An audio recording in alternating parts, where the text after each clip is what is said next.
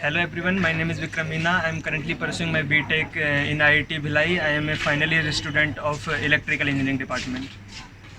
हाय, मेरा नाम ऋषभ कुमार पोद्दार है। मैं आईटी भिलाई के 4th ईयर का स्टूडेंट हूँ। मैं कंप्यूटर साइंस पढ़ रहा हूँ। आप हर जगह अभी सबके ज़ुबान पे एक ही चीज़ चल रही है, corona virus. So let us know what is this corona virus. अभी अभी इस समय पूरे दुनिया में एक महामारी फैल रखी है। उस महामारी को जनरली लोग कोरोना वायरस से रेफ़र करते हैं, but the disease is actually known as कोविड-19। बीमारी का नाम कोविड-19 है। कोरोना वायरस एक वायरसेस की फैमिली है जो रेस्पिरेटरी डिजीज़ेस लाती हैं, जैसे कि सार्स, मर्स। लैटिन में कोरोना का मतलब होता है क्राउन, और ये वायरस आप अगर इलेक्ट्रॉन माइक्रोस्कोप में देखेंगे तो आपको एक मुकुट जैसा दिखेगा, क्राउन जैसा दिखेगा। इसलिए इस वायरस को हम लोग कोरोना वायरस बोलते हैं। तो ये बीमारी, क्या इस टाइप की बीमारी पहली बार आई है? नहीं, ऐसी बीमारियां आ चुकी हैं, लेकिन ये बाकियों से अलग इसमें है कि ये फैलती बहुत तेज़ है। ये वायरस चाइना के वुहान शहर से स्टार्ट हुआ था। अभी ये वायरस पूरे दुनिया में हर जगह फैल चुका है। इंडिया में ये वायरस अभी काफ़ी तेज़ी से फैल रहा है। अभी करेंटली इंडिया में 28,000 लोग इन्फेक्टेड हैं और दुर्भाग्यपूर्ण 1300 लोगों की मृत्यु भी हो चुकी है। इस वायरस का R0 यानी बेसिक रिप्रोडक्शन रेट इंडिया में अभी 1.29 है। बेसिक रिप्रोडक्शन रेट का मतलब ये होता है कि एक बीमार आदमी 1.29 लोगों को और बीमार कर रहा है। अब हम लोग कोविड-19 के कुछ सिम्टम्स जान लेते हैं। कोविड-19 एक इन्फ्लुएंजा टाइप बीमारी है, यानी फ्लू टाइप की बीमारी है। इसके सिम्टम्स काफ़ी बेसिक हैं। इसमें आपको बुखार आएगा, आपके गर्दन में खराश आएगी, आपको सूखी खांसी आएगी, और कुछ लोगों में कुछ और भी सिम्टम्स आ सकते हैं, जैसे कि नाकों का बहना, रनी नोज, महक की क्षमता खो देना, the loss of ability to smell और टेस्ट, और थकान और या बॉडी में पेन भी हो सकता है। सबसे पहला सुझाव, ताकि हम इस कोरोना वायरस के जो स्प्रेड हो रहा है उसको काफ़ी मिनिमाइज कर सके, वो है social distancing. To maintain social distance, हम देख रहे हैं कि हमारी गवर्नमेंट ने भी लॉकडाउन इम्प्लीमेंट किया है और उसको काफ़ी तेज़ी से, काफ़ी अच्छे तरीके से गवर्नमेंट फॉलो कर रही है। इसका सबसे पीछे इसके पीछे सबसे बड़ा रीज़न है ताकि हम सोशल डिस्टेंसिंग मेंटेन कर सकें, ताकि कोरोना वायरस का स्प्रेड काफ़ी कम से कम किया जा सके। मैं आपको एक उदाहरण के तौर पर समझाता हूँ। जैसे कि मान लीजिए कि कोई एक इंसान है जो कि कोविड-19 कोरोना वायरस से इफ़ेक्टेड है। वो लगभग 5 दिनों में 2 लोगों को इन्फेक्ट करता है, तो 1 महीने के अंत तक लगभग 406 लोगों को वो लोग कुल मिला के इन्फेक्ट कर चुके होंगे।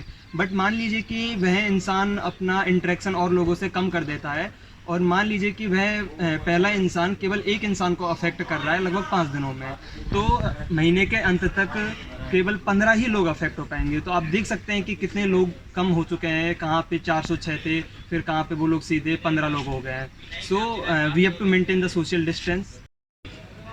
दूसरा तरीका जिससे कि हम कोरोना वायरस के स्प्रेड को कम कर सकते हैं वो है बाय मेंटेनिंग गुड हाइजीन।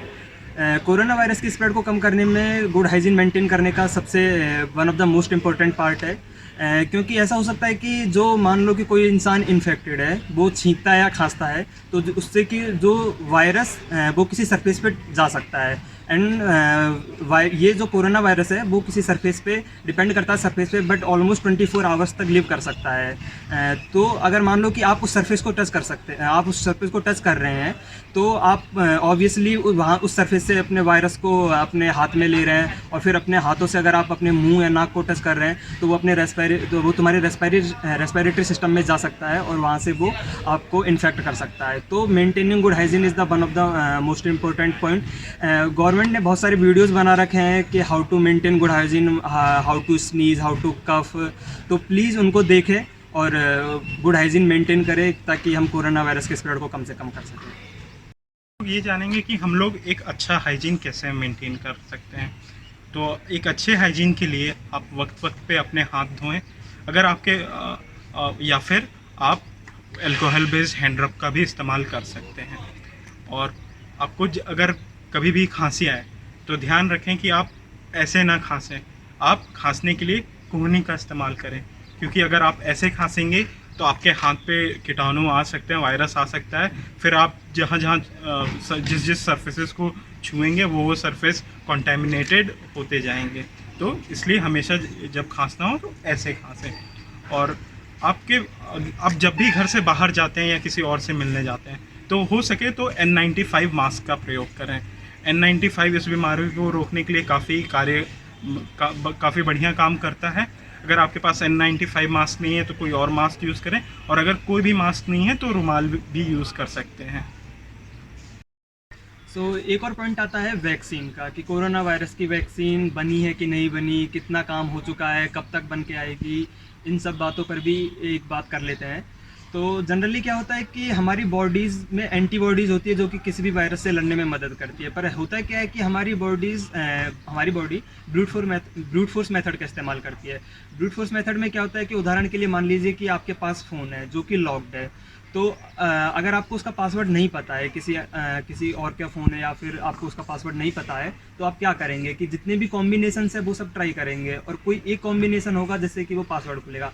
लेकिन उस मेथड में क्या होता है कि आपको काफ़ी टाइम ले लेता है। तो हमारी बॉडी भी उसी प्रकार से कार्य करती है कि हमारी बॉडीज़ एंटीबॉडीज़ बनाने में, ताकि वो वायरस से लड़ सके, उसके लिए टाइम लेती है। तो उस एंटीबॉडीज़ को पहले से ही बनाने के लिए वैक्सीन का इस्तेमाल किया जाता है। लेकिन अभी तक संपूर्ण संसार में चर्चा हो रही है कि वायरस का वैक्सीन कब तक आएगा।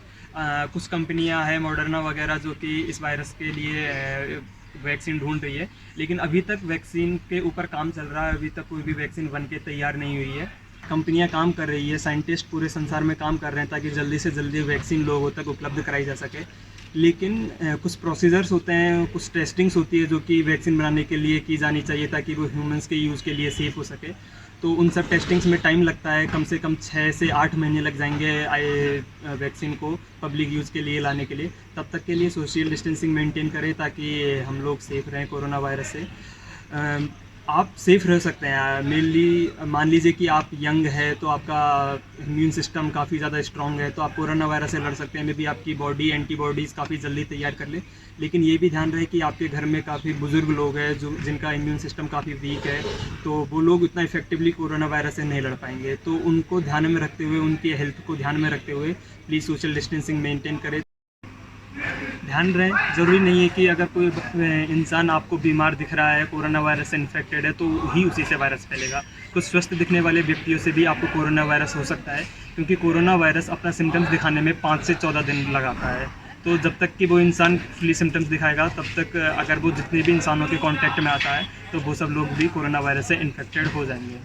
और कोरोना वायरस के बारे में अधिक जानकारी के लिए कृपया लिजिट वेबसाइट को ही फॉलो करो, जैसे कि WHO, ministry of health and family welfare के द्वारा जो दी गई वेबसाइट है, कृपया उन्हीं को फॉलो करें और अपने घर में रहे और स्वस्थ रहे। क्योंकि और लॉकडाउन ख़त्म होने के बाद भी कृपया ज़्यादा लोग इकट्ठा ना हो, क्योंकि अगर मान लो कि ज़्यादा लोग इकट्ठा हो रहे हैं और वह वायरस फिर से फैलना स्टार्ट हो रहा है, तो जो हम गवर्नमेंट और हम सब लोगों के द्वारा जो की गई पूरी मेहनत है वो सब व्यर्थ में चली जाएगी। तो कृपया अपनी सेहत का ध्यान रखें, अपने घर वालों की सेहत का ध्यान रखें और लॉकडाउन को फॉलो करें।